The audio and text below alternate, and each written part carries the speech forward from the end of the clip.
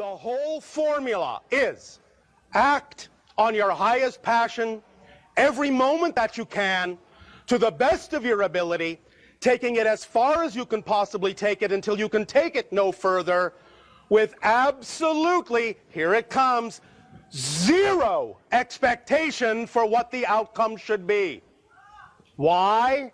Why the zero expectation? I'll tell you. Thank you. You have basically, being a physical being, split yourself into two main components, a physical mind and a higher mind that is non-physical. You need to work together. The physical mind and the higher mind must form a partnership, must form a relationship that works in tandem in order to actually function as a whole person in your reality. But when you allow the physical mind to think that it has to do this, and it has to make this happen, and it must know how something is going to happen, and you get it to focus on all these details, you are giving it more than it was designed to do. Spread love, man. Ever feel like you're just spinning your wheels, kind of unsure what you're truly passionate about, or even how to make it happen? You're not alone. Today we're taking a deep dive into some wisdom from Bashar. Explore a powerful formula for living your best life. We'll be working with an excerpt from one of his talks, channeled by DARRYL ANKA.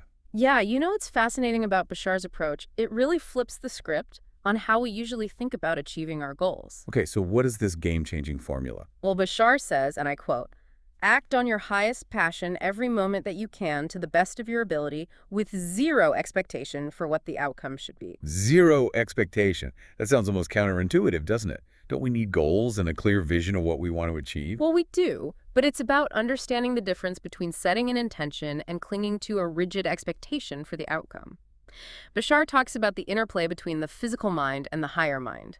Your physical mind is focused on the here and now, trying to control and predict everything. It wants to know how things will unfold, which can lead to overwhelm and anxiety. It's like our physical minds are trying to write the entire script of our lives down to the last detail, instead of just focusing on playing our part to the best of our ability. Exactly, and that's where the higher mind comes in. It operates from a much broader perspective, connected to a wisdom that transcends our limited understanding. The higher mind knows the path, but it can only work its magic when we get the physical mind out of the way. So how do we quiet that constant chatter of the physical mind and let our higher mind take the lead? Well, that's where the zero expectation part of the formula comes in. It's not about having no goals or desires. It's about releasing the need to control how those desires manifest. So instead of micromanaging every detail, we set the intention, take inspired action, and trust that the universe will support us in ways we might not even be able to imagine. Precisely. And this is where things get really interesting because it ties into the concept of visualization. Right. Most people are familiar with visualization as a tool for manifesting their desires, right? You create a clear picture in your mind of what you want. Right. And while visualization is a powerful tool, Bashar suggests that it's not about forcing a specific picture to materialize, but it's about generating the feeling of your desired reality. So it's not just about seeing it, but it's about feeling it. Yes, that feeling is the energy that your higher mind uses to orchestrate the manifestation. You see, the physical mind might see limitations, but the higher mind sees limitless potential.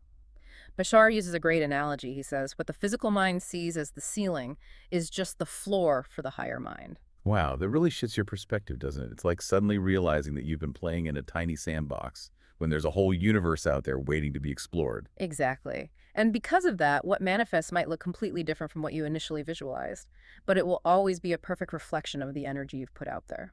Okay, so we're setting the intention, taking action, surrendering expectation, and trusting that the universe will deliver in a way that aligns with our highest good.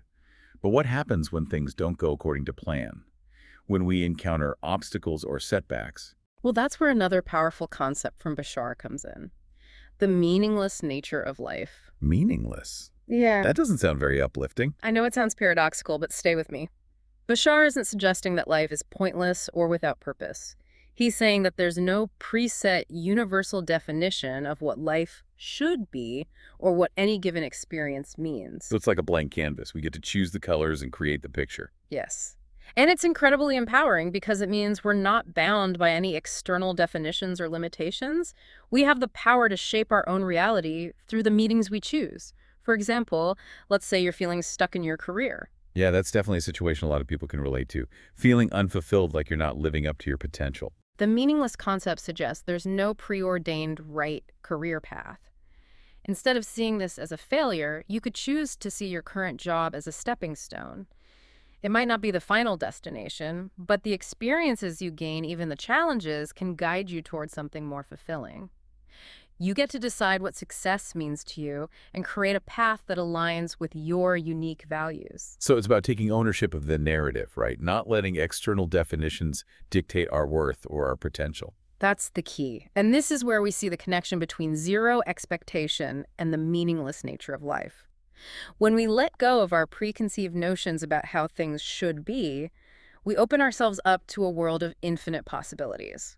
I'm starting to see how all of these pieces fit together, but can you give us a specific example of how this meaning-making plays out in everyday life? Let's say you're facing a challenging situation, like a big work deadline that's causing a lot of stress and anxiety. Well, I think we've all been there. That feeling of pressure, the fear of not measuring up. Right, but how do you usually respond to that kind of pressure? Well, if I'm honest, my first reaction is usually panic. My mind starts racing, trying to control every detail, worrying about all the things that could go wrong. That's a natural response from the physical mind. Yeah. It wants to protect you from potential threats. But the higher mind understands that every situation is fundamentally neutral. It's not inherently good or bad. The meaning comes from how we choose to respond to it. So in the case of the work deadline, I could choose to see it as a threat or as an opportunity. Exactly. You could choose to see it as an opportunity to push yourself, to learn new skills, maybe even to achieve something you didn't think you were capable of. And that choice, that shift in perspective, changes the entire energy of the situation. It changes how you feel, how you act, and ultimately it changes the outcome. Instead of being a victim of circumstance, you become the author of your experience. But what if, despite our best efforts to shift our perspective, our external reality still feels pretty challenging? What if we're struggling financially or in a difficult relationship or facing health issues? How do we reconcile this idea of creating our own reality with the very real limitations and hardships that we face? That's a great question. And it brings us to another key point that Bashar emphasizes: changing from the inside out. It's not about denying our current reality, but about consciously choosing a new perspective, a new way of being, even when our circumstances haven't yet caught up. So don't wait for the promotion or the perfect relationship to prove that you're worthy or capable. Exactly. Bashar encourages us not to wait for external validation to confirm our internal transformation. Behave as if you've already made the shift, as if you already embody the qualities you desire. Act from that space, and the external reflection will follow. This reminds me of that quote from Gandhi: "Be the change you wish to see in the world." Yes. It's about aligning our actions with our desired reality, even if our current circumstances don't perfectly reflect that reality yet. This is starting to feel like a pretty radical shift in perspective from trying to control the external world to focusing on cultivating our inner state. It is. And what's beautiful about this is that it aligns with the fundamental simplicity of creation that Bashar talks about. Wait, I thought we were talking about how complex and vast the universe is. Yeah. How does simplicity fit into that? Creation is both infinitely complex and fundamentally simple at its core.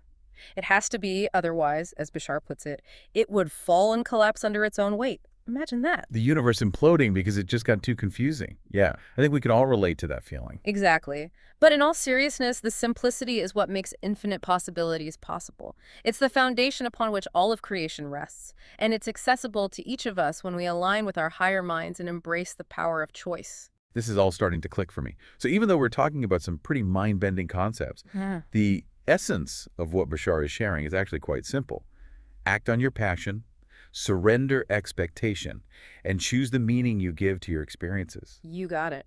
And he uses a powerful analogy to describe how this works. He talks about how our lives are like a mirror. Ooh, I love a good analogy. This sounds intriguing. Bashar says that our current reality is a reflection of our beliefs and definitions. So if we want to change our reality, we need to change the way we see ourselves and the world around us. It's not about trying to force the reflection to change, but about transforming the image being reflected. So what we see in the mirror of our lives isn't a fixed image, but a dynamic reflection that's constantly evolving based on our internal state. Exactly. And that's where the real magic happens. We can step into the role of the author of our own lives. So we're not just passive observers of our lives, but active creators of our reality. It's like we're holding the paintbrush, and our beliefs and perceptions are the colors that we're using to paint the picture. That's a great way to put it. It reminds me of a time when I was struggling with a lot of self-doubt. You know, I kept seeing the same negative patterns repeating in my life, particularly in my relationships. It's like when you catch yourself thinking, here we go again. Yeah. Another frustrating situation playing out just like all the others. Yes, exactly. And it was incredibly frustrating. But then I started applying these principles from Bashar. Specifically, the idea that my external reality was a reflection of my internal state. So instead of focusing on trying to change the people in your life or the circumstances you were in, you shifted your attention inward. Precisely. I started paying attention to the stories I was telling myself about myself, stories of not being good enough, not being worthy of love, and slowly I began to challenge those stories. So you started questioning the reflection in the mirror, Yeah. realizing that it might not be an accurate representation of who you truly were. Exactly. It was a powerful realization. And as I began to shift those internal narratives, I started to see subtle shifts in my external reality as well. The people I was attracting into my life changed. The opportunities that were presenting themselves changed. It was incredible. It's like when you clean a smudged window. Suddenly the view becomes much clearer. Yes. And the more I aligned my internal state with what I truly desired, the more those desires began to manifest in my external reality. It wasn't always easy, and it didn't happen overnight, but the process was incredibly empowering. That's a powerful testimony to the idea that we're not victims of circumstance, but active creators of our own lives. It does make you wonder, though, if our current reality is a reflection of our beliefs and definitions. What does it say about us if we're facing challenges or experiencing hardship? Does that mean we've somehow created those negative experiences? That's a common misconception. It's important to remember that we're not suggesting that we're consciously creating every negative experience in our lives. There are many factors at play, including the choices of others and the inherent unpredictability of life. All right, it's not like we're magically manifesting every flat tire or bad hair day. Exactly. This isn't about blame or guilt. It's about recognizing that we have a choice in how we respond to those challenges and the meaning we assign to them. So if I'm going through a difficult time like a job loss or a health crisis, instead of seeing myself as a victim, I can choose to see it as an opportunity for growth, a chance to learn and evolve. Precisely. It's about shifting our perspective from why is this happening to me to what can I learn from this? So we're not denying the reality of the situation, but we're choosing to see it through a different lens, a lens that empowers us rather than disempowers us. That's the essence of it. And this brings us back to the idea of acting as if. Even if we don't fully believe it yet, even if our circumstances feel challenging, we can start behaving as if we're already living in that desired reality. This concept of acting as if is so powerful. Can you give us a more concrete example of how this might play out in a real-life situation? Sure. Let's say someone is struggling financially and feeling really discouraged about their job prospects. Instead of dwelling on the lack, they can start acting as if they're already financially abundant. That might feel really difficult when you're barely making ends meet. How do you act abundant when your bank account is telling a different story? It's not about pretending that your problems don't exist or that you're suddenly a millionaire. It's about shifting your internal state, focusing on gratitude for what you do have, and taking actions that align with the belief that abundance is flowing into your life. So for example, instead of constantly worrying about bills, you might start making a conscious effort to appreciate the things you do have. Even small things like a roof over your head or a warm meal. Yes. And you might also start taking small actions that align with financial abundance, like tidying up your finances, researching new career opportunities, or networking with people in your field. It's about taking those baby steps, those micro actions that reinforce the beliefs that you're moving towards your desired reality, even if it's not fully manifested yet. Exactly. It's about bridging the gap between your current reality and your desired reality through intentional action and a shift in perspective. Okay, so we've talked about the importance of setting intentions, surrendering expectations, choosing our meaning, and acting as if. Are there any other key takeaways from Bashar's teachings that we should highlight before we move on to our final thought? Yes, actually. Bashar talks about the importance of connecting with our higher minds, that wise and intuitive part of ourselves that's always guiding us towards our highest good. He even suggests a specific book that delves into this concept called The Higher Mind Calling. That sounds fascinating, especially for listeners who are just beginning to explore these ideas and are looking for more practical tools and techniques. Absolutely. The higher mind calling offers a wealth of information and insights on how to tap into that inner wisdom and let it guide our choices and actions. It's like having a personal GPS system for your soul. I love that analogy. Hmm. So for those of you who are intrigued by these concepts and want to explore them further, we highly recommend checking out the higher mind calling. It might just be the missing piece you've been searching for. It's definitely a valuable resource for anyone who's ready to take a deeper dive into their own consciousness and unlock their full potential. Well, I think we've covered a lot of ground today. Before we wrap up with our final thought, is there anything else that stood out to you from Bashar's teachings? Anything you want to emphasize for our listeners? One thing that really resonated with me is Bashar's emphasis on the idea that creation is fundamentally simple. It's a reminder that even though life can feel complex and overwhelming at times, there's an underlying order, an elegant simplicity that governs everything. It's like the universe is whispering to us, relax, it's all going to be okay. Just trust the process. That's such a reassuring message, especially when we're feeling lost or uncertain. And it ties back beautifully to the idea of surrendering expectation.